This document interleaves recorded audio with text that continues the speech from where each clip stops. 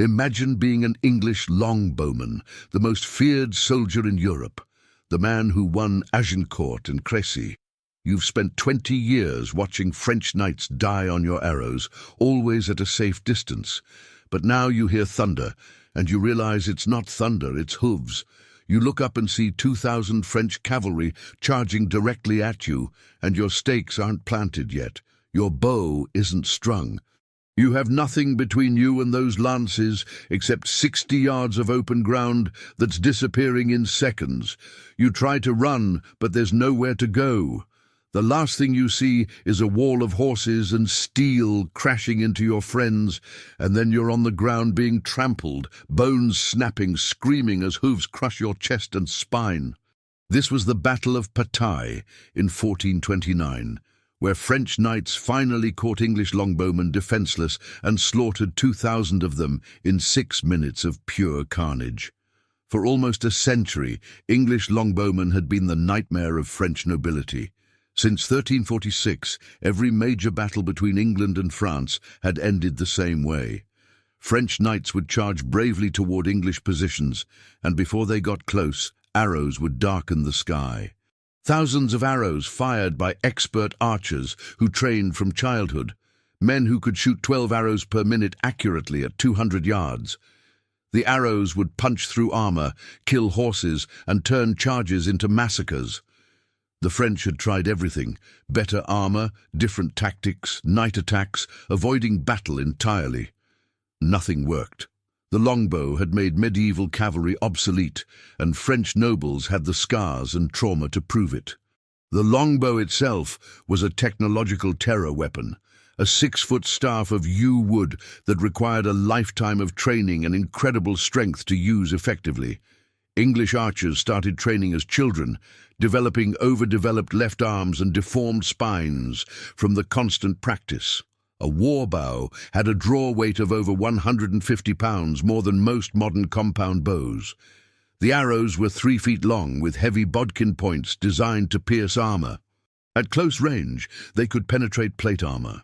At any range, they could kill horses, and English archers were so well trained they could maintain rapid fire for extended periods, creating a continuous rain of death that no medieval army could advance through.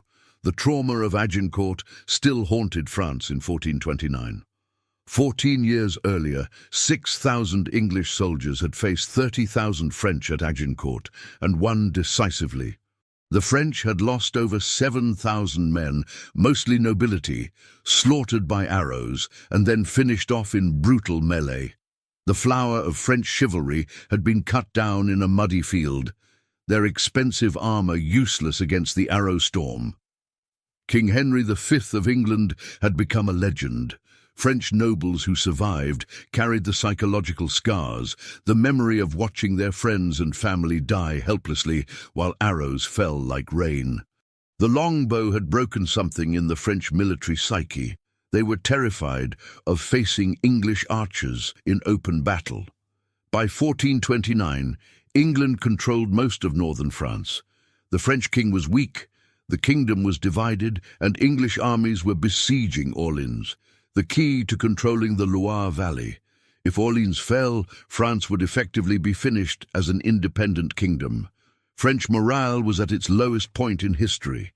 Soldiers deserted, nobles fought each other instead of the English, and everyone believed God had abandoned France. The English seemed invincible. Their longbowmen had won every battle for 3 generations. French commanders had learned not to attack English positions directly. The smart strategy was to avoid battle entirely, let the English starve in sieges, harass their supply lines. But avoiding battle meant slowly losing the war. Then a 17-year-old peasant girl named Joan of Arc appeared and changed everything. She claimed God had sent her to save France, and somehow she convinced the French commanders to let her join the army heading to relieve Orleans. Whether you believe her visions were divine or delusions doesn't matter. What mattered was that she gave French soldiers something they hadn't had in decades: confidence. She told them they would win, that God was on their side, that the English would be defeated, and incredibly the soldiers believed her. When Joan arrived at Orleans, French troops who had been retreating and avoiding combat suddenly became aggressive. They attacked English siege positions and won. They drove the English away from Orleans in a series of small victories. For the first time in a generation, French soldiers weren't terrified of fighting the English. After Orleans was relieved in May 1429, the French army went on the offensive. They pursued the retreating English forces, looking for a chance to destroy them in open battle. This was unprecedented. French armies had been avoiding major battles for decades because of the longbow's dominance. But Joan's presence and the momentum from Orleans had changed French psychology. The army was commanded by experienced nobles like Jean de Dunois and La Hire, tough veterans who knew how to fight. They weren't reckless. They were looking for the right opportunity. They needed to catch the English in a vulnerable position before the archers could set up their defenses. If they could hit the English while they were marching or unprepared, the longbowmen would be useless. On June 18th, French scouts located an English army near the village of Patai, about 50 miles from Orleans. The English force consisted of about 5,000 men, including 2,000 elite longbowmen, under the command of Sir John Fastolf and Lord Talbot, both experienced veterans of Agincourt. The English were retreating north after their defeat at Orleans, moving cautiously through French territory. They knew the French were somewhere nearby hunting for them, and they were looking for a good defensive position to make their stand. The English plan was simple and proven. Find high ground, plant wooden stakes to stop cavalry charges, form up the archers in lines and let the longbows do their work. This strategy had won Crécy, Poitiers and Agincourt. There was no reason to think it wouldn't work again. The French had about 6,000 men, but critically they had about 2,000 heavy cavalry, mounted knights in full plate armor on powerful warhorses. The French commanders knew that cavalry was useless against prepared longbowmen. The stakes and arrow fire would stop any charge, but cavalry was devastating against unprepared infantry. If they could catch the English archers before they deployed, before they planted their stakes and formed their lines, the cavalry could ride them down and slaughter them. Speed was everything. The French needed to find the English position and attack immediately before the enemy could prepare. They sent light cavalry scouts ahead to locate the English army, while the main force followed close behind, ready to charge at a moment's notice. The disaster for the English began with a stag. As the English army was marching in column formation through the woods near Patai, searching for a good defensive position, a deer was startled and ran through the English lines. Some of the soldiers shouted and cheered as the animal passed, a brief moment of entertainment during a tense retreat. But French scouts were nearby in the woods, and they heard the shouting. They immediately rode back to the main French army and reported the English position was just ahead. And critically, the English were still in marching formation, not deployed for battle. The French commanders realized this was the opportunity they had been waiting for. They gave the order to attack immediately before the English could prepare. The English advance guard, consisting of about 500 archers under Lord Talbot, had just reached a small rise near the village of Patai when they saw French cavalry approaching in the distance.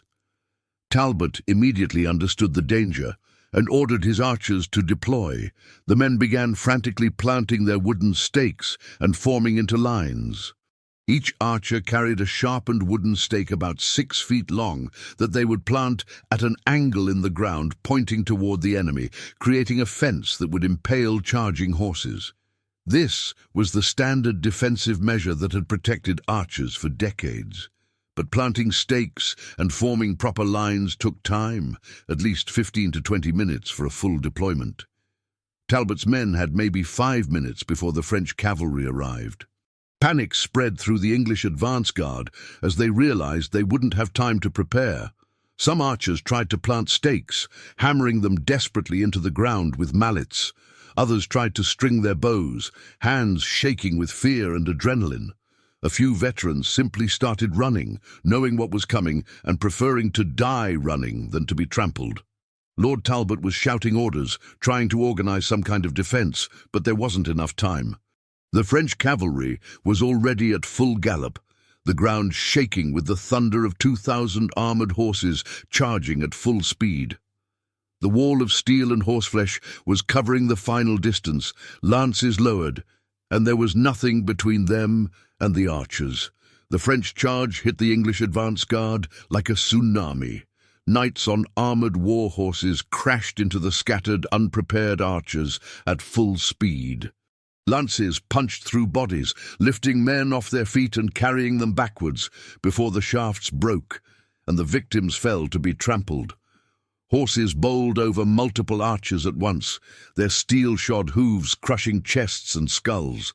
The sound was horrific, screaming men and screaming horses, the crack of breaking lances, the wet crunching of bodies being trampled. Archers who had spent careers killing from a distance were suddenly in close combat with armored knights, and they had no chance. Longbowmen carried only small sidearms, daggers or short swords, useless against knights in full plate armor wielding war hammers and swords. The English archers broke immediately. Those who could run did, throwing down their bows and fleeing into the woods. But most were trapped, surrounded by cavalry with nowhere to go. Knights were cutting them down from horseback, swords cleaving through the light leather armor the archers wore. One chronicler described archers being literally split in half by sword strikes from mounted knights. Others were being trampled by horses that kept charging through the mob, hooves crushing men who were already down. Some archers tried to surrender, throwing down their weapons and raising their hands. But the French knights were in a killing frenzy after decades of humiliation. They kept killing, avenging Agincourt, avenging every French noble who had died on English arrows. Lord Talbot tried to rally his men for a fighting retreat, but it was hopeless. His command group of mounted men-at-arms was overwhelmed within minutes. Talbot himself was knocked from his horse and captured. The English advance guard was destroyed in less than 10 minutes. Bodies of archers littered the field, most showing the brutal injuries of melee combat, split skulls, severed limbs, bodies trampled into the mud. The expensive longbows that had made these men the most feared soldiers in Europe lay scattered and useless. Not a single English arrow had been fired in anger. The archers had been slaughtered like cattle, unable to use their weapons, helpless in close combat against armored cavalry. The main English army, still marching in column about a mile behind, heard the sounds of slaughter and tried to deploy. Sir John Fastolfe commanded this larger force, which included another 1,500 longbowmen. These men had time to prepare, and they frantically began planting stakes and forming battle lines on a small hill. But they could see the massacre happening to their advance guard, could see French cavalry cutting down their fellow archers, and morale was already broken. French cavalry, fresh from destroying the advance guard and with blood up, charged the main English position before the deployment was complete. The partially prepared defences slowed the charge but couldn't stop it. The French knights crashed through the incomplete stake line, horses jumping or pushing through the obstacles, knights striking down at the archers from above. More brutal close-quarters fighting erupted across the hilltop. Archers swung their bows like clubs, trying desperately to defend themselves against armoured knights. Some managed to draw swords and daggers, but they were fighting men twice their weight in full armour. Knights were grabbing archers by the throat and lifting them off horses to stab them with daggers through eye slits or under the chin. War hammers were caving in skulls through leather caps. The hill became a slaughterhouse. Sir John Fastolfe, seeing the battle was lost, made the controversial decision to flee with his mounted retinue. He left the infantry and archers to their fate and galloped north with a few hundred mounted men-at-arms, hoping to preserve some fighting force. This decision would haunt his reputation for the rest of his life, but it probably saved his life. Behind him, the remaining English forces were being systematically destroyed. Groups of archers tried to form defensive circles, but French cavalry simply rode them down. Individual archers running for the woods were hunted and killed. The battle had turned into a massacre and then into a hunting expedition. The carnage continued for about 20 minutes after the main English line broke. Small groups of English soldiers held out briefly before being overwhelmed. The forest near Patai became a killing ground as French cavalry hunted down fleeing archers.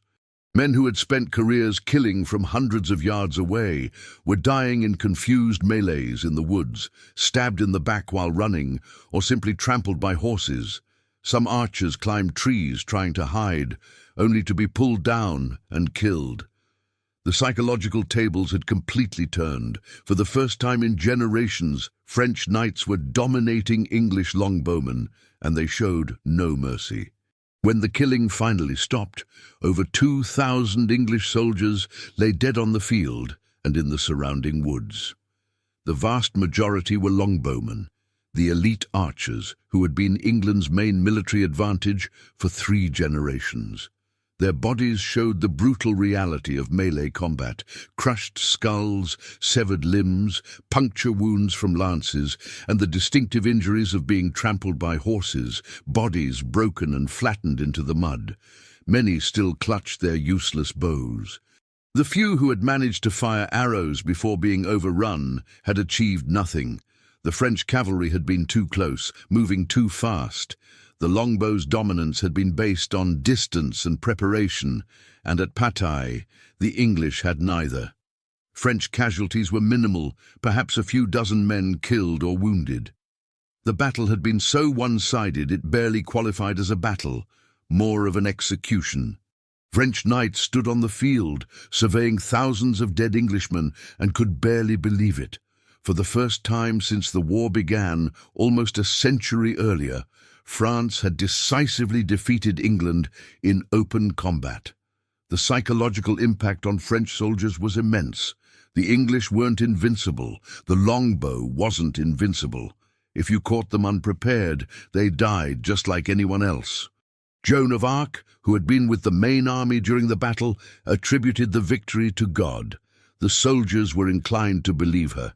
The treatment of prisoners revealed how much hatred had built up over decades of French defeats. Normally, wealthy prisoners like Lord Talbot would be treated well and ransomed for large sums. But many common English soldiers captured at Patai were simply executed on the spot. French soldiers who had lost family at Agincourt or Crécy took personal revenge. Some English prisoners were forced to kneel in rows and beheaded. Others were beaten to death by soldiers who had waited years for this moment. The rules of chivalry that usually protected prisoners didn't fully apply when decades of trauma and humiliation were being avenged. Only high-ranking nobles like Talbot were spared, not from mercy, but because they were worth more alive. The Battle of Patay broke the myth of English invincibility that had dominated European warfare for 3 generations. Within weeks, the entire English position in France began to collapse. French soldiers who had been afraid to fight suddenly became aggressive. English garrisons that had felt secure suddenly felt vulnerable. The psychological shift was as important as the military victory. French commanders learned that English longbowmen could be defeated if caught unprepared, and they adapted their tactics accordingly. They stopped trying to attack prepared English positions and instead focused on rapid movement and surprise attacks, denying the archers time to deploy. Within 2 months of Patai, Charles VII was crowned King of France at Reims Cathedral, with Joan of Arc standing beside him. This would have been impossible without the victory at Patai, which had opened the way to Reims and demonstrated that French armies could defeat the English. Over the next 20 years, France gradually pushed England out of all its continental territories except Calais. The 100 Years' War, which had seemed to be ending in complete English victory, instead ended with French triumph. Patai was the turning point. The moment when decades of English dominance reversed in 6 minutes of brutal cavalry charges. The Battle of Patay stands as a perfect reversal of everything that defined medieval warfare in the 100 Years' War. For 90 years, English longbowmen had massacred French cavalry by keeping them at distance and shooting them down before they could close. At Patai, French cavalry finally caught the archers at close range and slaughtered them with the same brutal efficiency. 2,000 of England's best archers, men who had thought themselves invincible, were trampled to death, cut down, and hunted through the woods without firing a shot. The weapons that had won Crécy and Agincourt lay useless on the ground while their owners died screaming. Joan of Arc's presence gave French soldiers the courage to attack, and French cavalry did the rest, proving that even the most dominant military technology can be defeated by the right tactics at the right moment. The longbow's century of terror ended in 6 minutes of pure carnage, and France was reborn in the blood of English archers who finally learned what it felt like to die helpless and afraid.